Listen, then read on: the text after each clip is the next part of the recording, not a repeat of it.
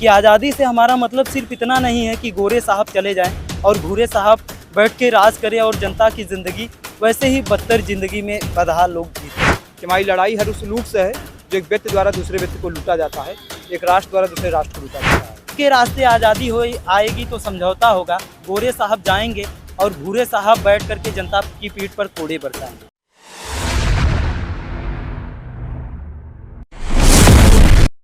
नमस्कार, आप देख रहे हैं बेधड़क खबर। अभी हम गोरखपुर विश्वविद्यालय के पंत पार्क के सामने उपस्थित हैं। यहाँ हमारे सामने दिशा छात्र संगठन के कुछ कार्यकर्ता उपस्थित हैं जो चंद्रशेखर आजाद के जो वक्तव्य थे, जो विचारधारा थी, उसको फैलाने का कार्य करते हैं। आज हम इनसे बातचीत करेंगे और जानेंगे कि चंद्रशेखर आजाद की बातों को, जो विचारधारा उनकी थी, जो उनकी सोच थी, इस देश के लिए आगे बढ़ाने में क्या योगदान देता है और ये युवाओं को इन कार्यों के द्वारा क्या संदेश देना चाहते हैं। क्या नाम है?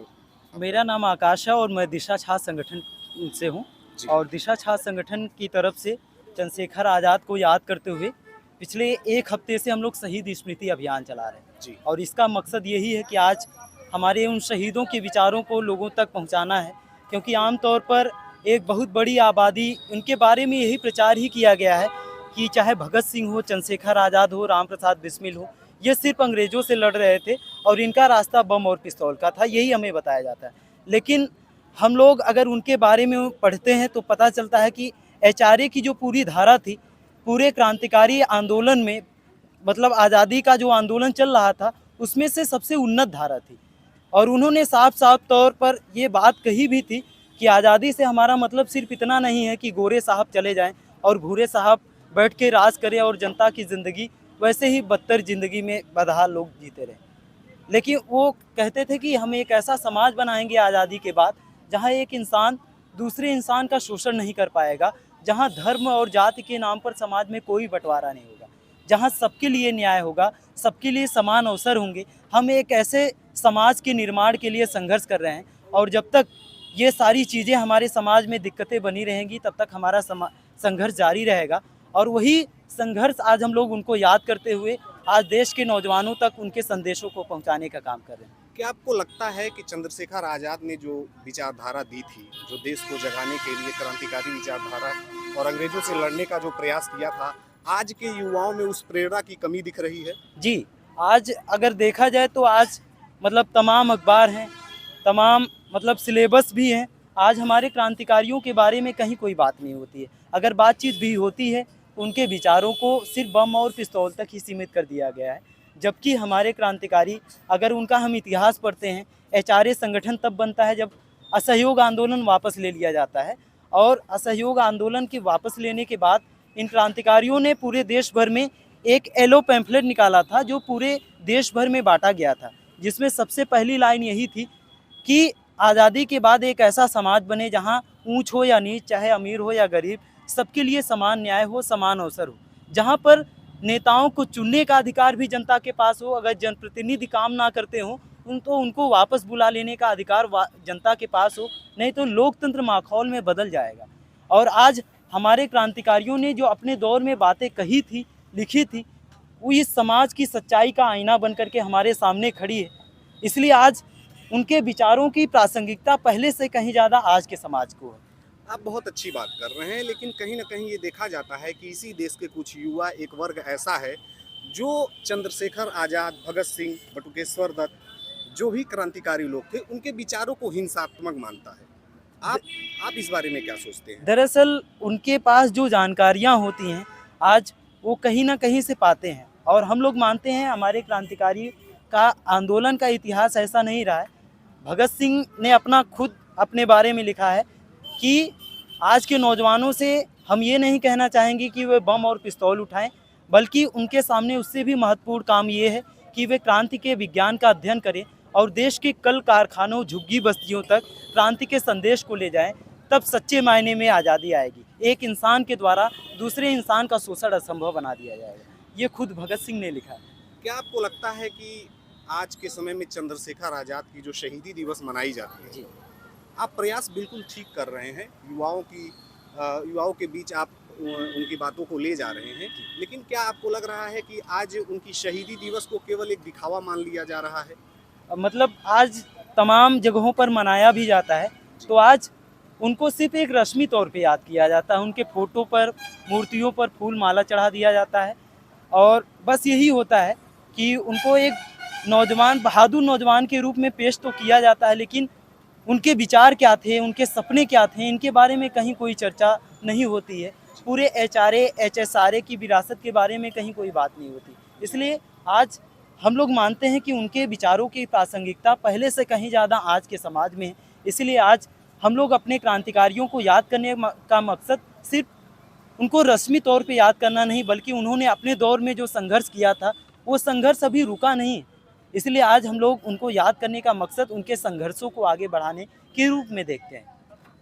तो ये बताइए, आज के समय में जो सरकारी युवाओं के लिए कार्य कर रही है, चंद्रशेखर आज़ाद, भगत सिंह, बटुकेश्वर दत्त या इस तरीके के जितने भी क्रांतिकारी लोग थे, अशफाक उल्लाह खां इत्यादि, हम देखते हैं कि उस समय भी बेरोजगारी का मुद्दा रहा होगा, एजुकेशन रहा होगा, सोशल कल्चर जो भी समस्याएं थी उनको वो लोग टैकल करने का प्रयास कर रहे थे।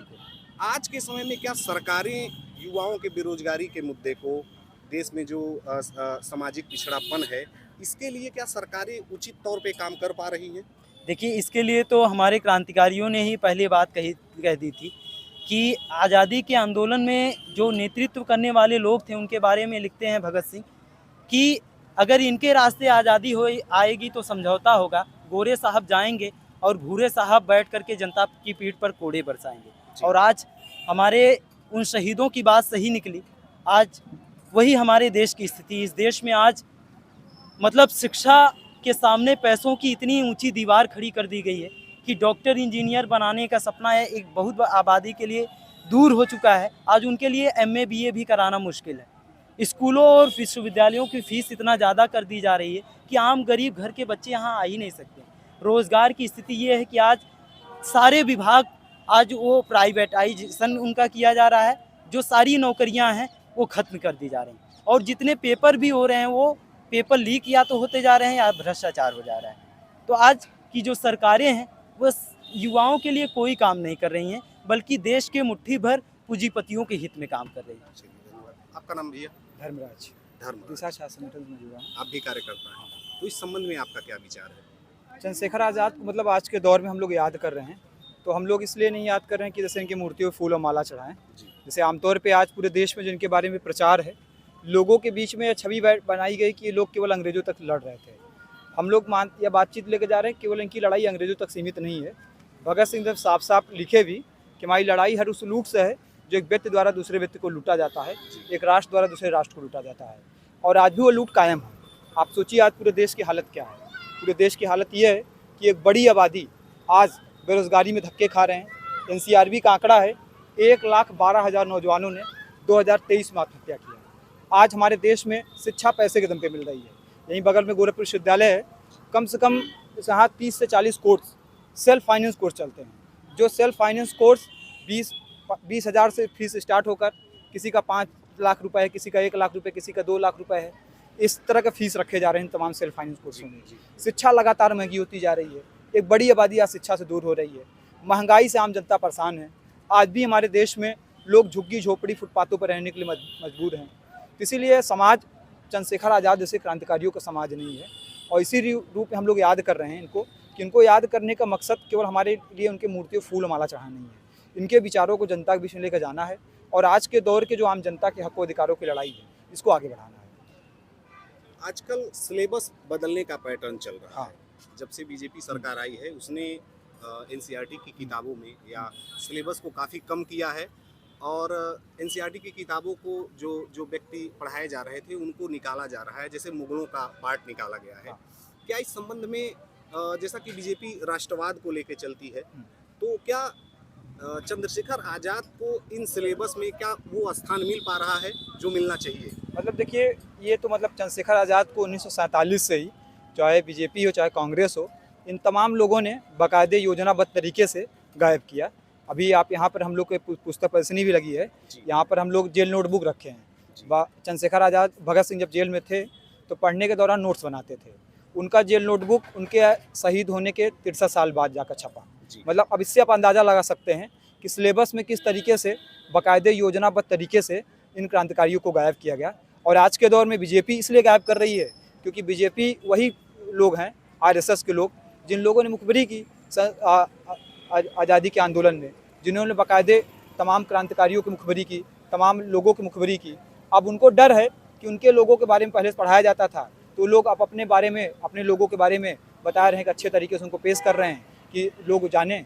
जबकि इतिहास गवाह है कि आप इतिहास को कितना भी छिपाने का प्रयास करेंगे, आप इतिहास छिपा नहीं सकते हैं। जैसा कि आप कह रहे हैं कि 63 साल बाद उनकी किताब को या उनके विचार जो थे लिखे गए थे उनको पब्लिश किया गया, तो ये तो कांग्रेस के काल में हुआ। हाँ, मतलब देखिए, सवाल ये केवल कांग्रेस और भाजपा का नहीं है जी। सवाल ये तमाम पूरी व्यवस्था का है जी। ये आज कांग्रेस है, कल को भाजपा आज भाजपा है, कल कांग्रेस आ जाएगी। इसलिए आ जाएगी क्योंकि लोग किसके दम पे चुनाव लड़ते हैं? चुनाव तो तमाम कॉर्पोरेट घरानों से पैसा लेकर लड़ते हैं, उनके दम पे।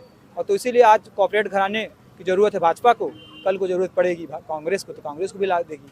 तो एक ही थाली के चट्टे बट्टे हैं सब। तो आपका कहना ये है कि कांग्रेस ने उनकी विचारधारा को दबाया, हाँ, और बीजेपी भी उनकी विचारधारा को दबा रही है। हाँ। तो क्या हम ये माने कि इस देश में जो भी पार्टियां आ रही हैं वो दोनों की विचारधारा को दबा रही हैं? क्या ऐसा है कि विचारधारा ही ठीक नहीं है?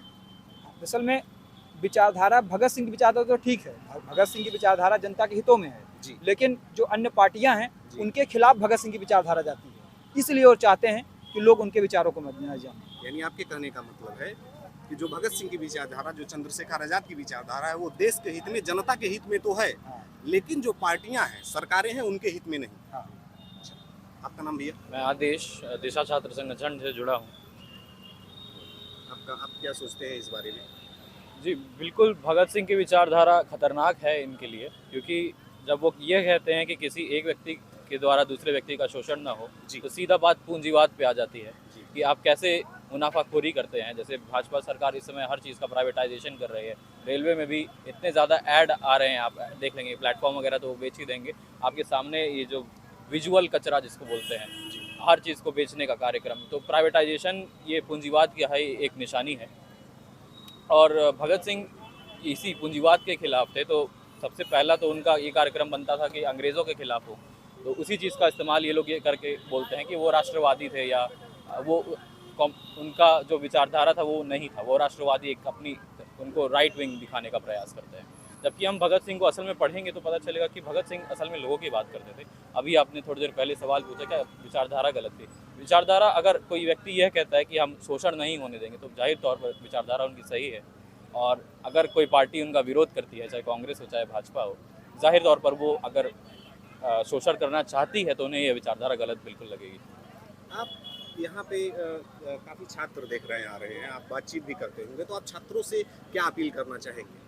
छात्रों से हमारा तो यह अपील है सबसे पहले कि हमारे अपने पूर्वजों को जानें, हम भगत सिंह, चंद्रशेखर आज़ाद, इन सब की विचारधारा को पढ़ें कि आखिर वो किस लिए खड़े थे। महज उनको फूल माला चढ़ाने के लिए हम लोग नहीं रखे हैं। और पढ़ने के साथ हम उनसे यह अपील करते हैं कि वो भी हमारे साथ आएँ, हमारी मांगों को, क्योंकि हमारी मांगे भी उन्हीं की मांगे जैसे हैं कि हमें सबसे पहले सबको शिक्षा, सबको मुफ्त और बराबर शिक्षा, साथ ही सबको रोज़गार क्षमता के हिसाब से, इन सब मांगों पे हम लोग आते हैं और वो लोग भी हमारे साथ जुड़ें और हमारी मांग आगे तक पहुंचाने का प्रयास करें। आप युवा हैं और आप युवाओं का ही प्रतिनिधित्व कर रहे हैं। वर्तमान सरकार युवाओं के लिए जो नीतियाँ बनाती है, जैसा बेरोजगारी हुआ, एजुकेशन हुआ, सामाजिक जो पिछड़ापन है, आजकल यूजीसी का मुद्दा गरमाया हुआ है, तो क्या सरकार इस संबंध में सही दिशा में कार्य कर रही है? एक एक करके बताइए। जैसे एजुकेशन, क्या वर्तमान सरकार एजुकेशन के मुद्दे पे सही काम कर रही है? जी बिल्कुल भी नहीं। जैसा हमारे साथी ने पहले भी बताया कि प्राइवेटाइजेशन हो रहा है, सारे कोर्स सेल्फ फाइनेंस किए जा रहे हैं। तो यदि कोई गरीब, क्योंकि भारत में 80% लोग 25,000 रुपये से कम पैसे में कमाते हैं, ये ऑक्सफैम की स्टडी है। तो अगर कोई इतना सिर्फ सैलरी में आता है किसी परिवार से, गरीब परिवार से, तो इतनी महंगी शिक्षा कैसे अफोर्ड कर सकता है? तो हम ये कैसे कह सकते हैं कि सरकार जो है छात्रों के साथ खड़ी है? बिल्कुल भी नहीं। और इसी तरह से सभी मुद्दे, यहाँ तक कि अगर हम सरकारी स्कूलों के भी हिसाब बात करें, यूनिवर्सिटी का तो छोड़ ही दें, तो तमाम सरकारी स्कूल बंद किए जा रहे हैं। अभी थोड़े दिन पहले ही रिपोर्ट आई है कि क्या बोलते हैं, 14,000 किताबें सरकारी स्कूल की रद्दी में भेजी जा रही है 4 रुपये के लिए। जी, तो जी, इस तरह से हम कैसे कह सकते हैं कि सरकार छात्रों के साथ है, सरकार युवाओं के साथ है? बिल्कुल भी नहीं। चलिए, ये दिशा छात्र संगठन के कार्यकर्ता थे, युवा हैं जो चंद्रशेखर आज़ाद के विचारों को फैलाने का कार्य कर रहे हैं। अब इनसे बातचीत हमने की, इनके विचारों को जानने का प्रयास किया। आगे भी ऐसे कार्यक्रम या मुद्दे हमारे लिए प्रमुख बने रहेंगे। आप देखते रहिए बेधड़क खबर।